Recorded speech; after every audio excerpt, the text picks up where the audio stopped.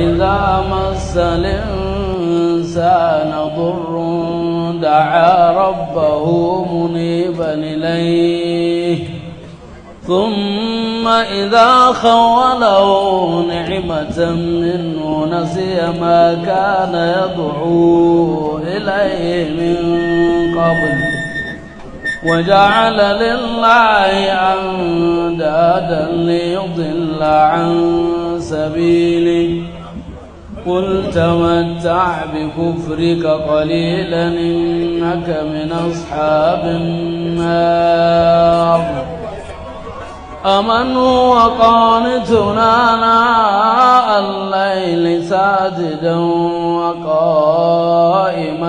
يحذر الآخرة ويرجو رحمة ربه قل هل يستوي الذين يعلمون والذين لا يعلمون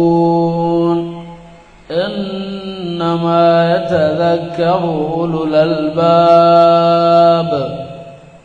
قل يا عباد الذين آمنوا اتقوا ربكم للذين أحسنوا في هذه الدنيا حسنة وأرض الله واسعة إنما يوفى الصابرون أجرهم بغير حساب قل إني أمرت أن أعبد الله مخلصا له الدين وأمرت لأن أكون أول المسلمين